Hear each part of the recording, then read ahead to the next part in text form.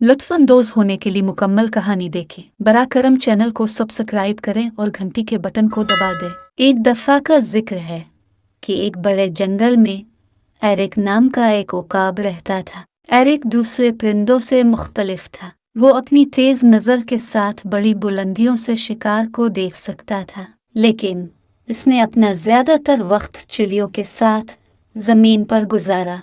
एक दिन एलिनोर नामी एक बुजुर्ग उकाब ने एरिक के रवैये को देखा और उसके पास आया। उसने पूछा, जब तुम आसमानों पर उड़ने की सलाहियत रखते हो तो ज़मीन पर दिन क्यों गुजारते हो? एरिक ने जवाब दिया, मैं नहीं जानता कि ऊंचा कैसे उड़ना है। मैं हमेशा चिड़ियों के साथ रहा हूँ और मुझे डर है कि अगर मैंने कोशिश की तो मैं नाकाम हो जाऊंगा। एलिनोर ने मुस्कुरा कर कहा, मेरे प्यारे, तुम में बड़ी बुलंदियों पे उड़ने की सलाहियत है। अब वक्त आ गया है कि तुम उड़ना सीखो।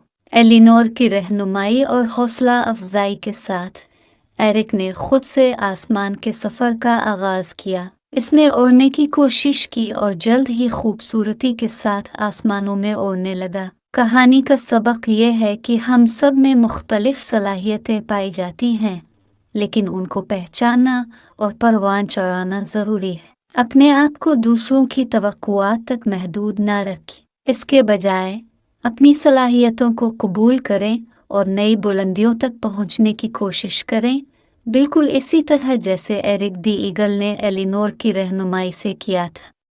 देखने के लिए शुक्रिया।